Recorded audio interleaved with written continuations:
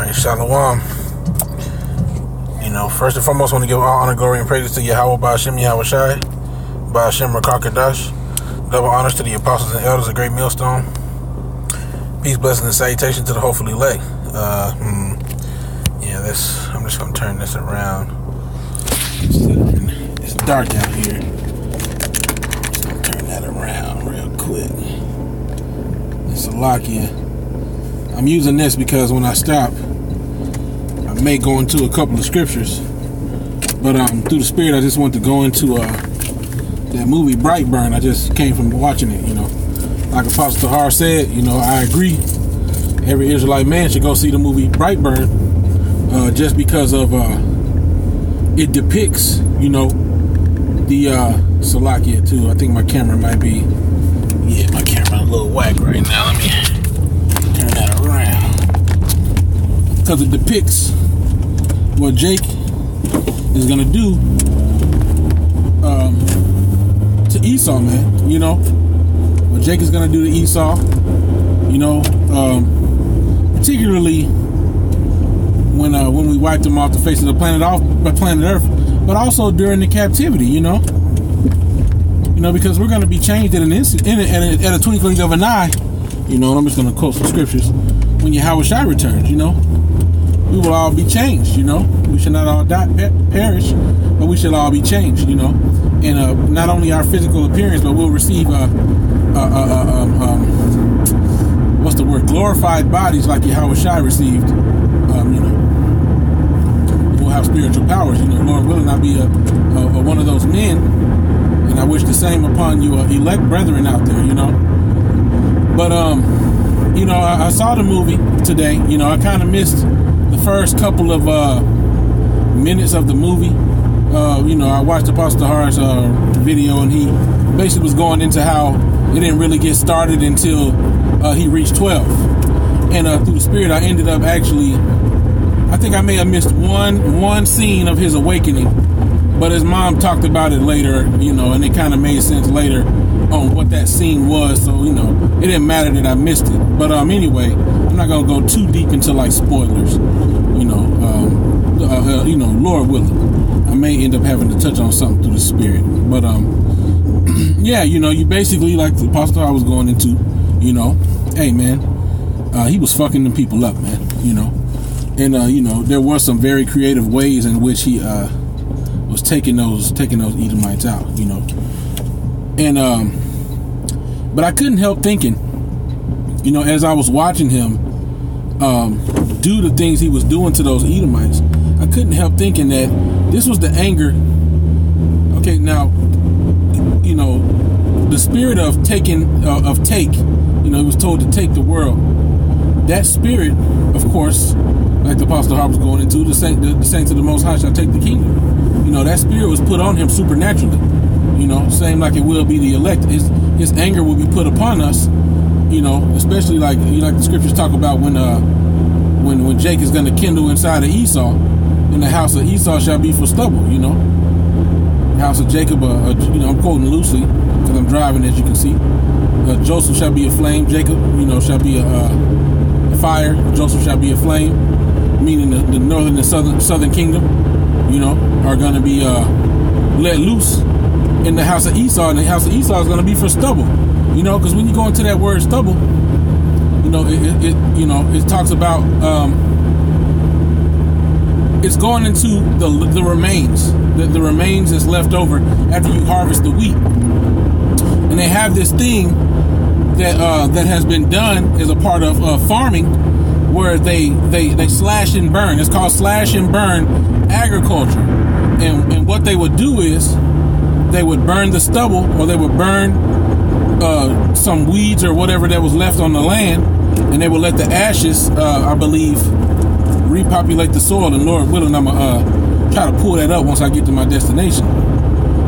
But they would it's called slash and burn agriculture. So basically, anyway, going back into the point, Esau is gonna be for stubble, man. It's gonna be for stubble. It's gonna get burnt up. That's when we completely wipe Esau off the planet Earth. No longer will his vile wings be seen anymore in the earth. not going to exist. So, but yeah, you know, what I was going to say was, I couldn't help but to think, as you know, and this may be a bit of a spoiler. Not really. I'm not going to go into detail of how he was killing people. I mean, I think brothers get the gist of the movie. You know, he was like an evil Superman. But I couldn't help but to think, when I was seeing him get angry at the small things that they were oppressing him in, that I was like, you know, the anger of the Lord for the things that Esau has done to us is going to be much more reason. It's going to be much more of a motivating factor to do those type of things unto Esau, man. You know, he was getting mad for, like, dare I say, little things. You know, his mom told him this. You know, now they were serious things that could have serious implications, like his auntie, you know, was gonna do a certain thing. If you brothers haven't seen it, I'm not gonna go into it. There were things that could have got him in trouble, you know, but they weren't necessarily things that could have revealed him for being for having supernatural powers. So when you look at it in that regard, you know, he could have played it off and really got away with those things, but rather he didn't. You know, he chose rather to show his true colors. He couldn't help but to show his true colors and his lack of remorse for what he did. And it's going to be the same way for us, man. There's not going to be any remorse for Esau, man. He said, he who judged without mercy shall basically have judgment without mercy. And Esau has not had mercy for us, man. And he's not going to have any mercy when his judgment comes upon him, man. You know, so there won't be any remorse, you know. But yeah, man, hey, man. That's coming, bro. You know, that's exactly coming, man. You know, the things that was portrayed in that movie are coming upon the planet Earth. You know, and and like the scriptures say, them that would not that I should rule over them, bring you hither and slay before me. You know, so there's gonna definitely be, like I said, they will go from fishers to hunters, and they shall hunt them. And there's gonna be some that rebel, and they're gonna die in like manner as some of the people died on Brightburn. You know? So, yeah, you know, I just thought that was a very, you know, it's very spiritual. Also, I noticed, you know, there was a movie theater by me, and I couldn't get a viewing for it. I had to go about 10 miles away to actually see the movie. And I was wondering why it wasn't popping up. So I gave them a call and I asked, like, okay, why isn't this movie, like, are you guys showing this movie at all? Because they never popped up when I did the search. I was like, this does not make sense. There should be a matinee. There should be something at the movie theater up the street. And turns out they said they were showing it, but they stopped showing it. And I'm assuming they got bad reviews about the movie, or negative, what do you want to call it? Somebody didn't like it, man. Somebody couldn't have liked it. And they must have said something, you know, to make them stop showing the movie, you know, because that's definitely what they did. But, you know, like I said, man, I just kind of want to go into that briefly, you know. Yeah, man, you definitely should go see the movie. It's definitely a spiritual movie. Definitely something that put things in, you know, into perspective of just, it really is like the tip of the iceberg of what Jake is gonna do to you know, when they become hunters, man, and they get spiritual power. You know, like Apostle Hart brought out, like the scriptures say, thine heart shall meditate terror, man. You know, one can only imagine, you know, when the Most High put that spirit on us and we have that continual remembrance of the wickedness, you know, because it's never more, at least for me, it's never more of a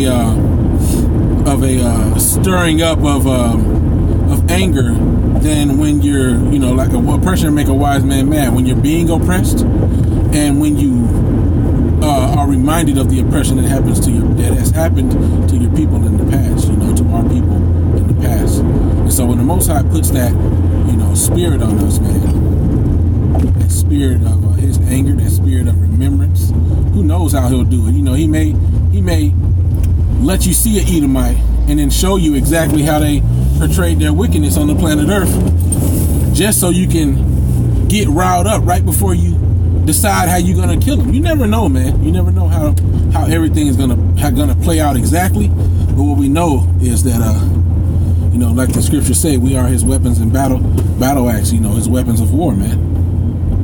The Israelites are. So anyway, I'm gonna quit rambling. I'm riding around. I ain't really able to get no scriptures in. As you can see, my battery's low. I pray that this was at least somewhat edifying. I feel like I was rambling a little bit. But, hey, man, it is what it is. I want to get it out while it was fresh on my mind, Yeah, man, look up slash and burn agriculture, like I was saying. Because what they would do is they would burn, if my memory does not escape me, what I learned in school, they would burn the remaining things that was on the farmland. And somehow it would help replenish the nutrients, if they burned it and let it rest or something like that. Like how they like to show you a flower growing out of a pile of ashes or whatever. Anyway, all honor, glory, and praise go to Yahweh, Ba'ashem, Yahweh Shai. Double honors to the apostles and elders of Great Millstone. Peace, blessings, and salutations to the hopefully elect. And with that, I'm going to say Shalom.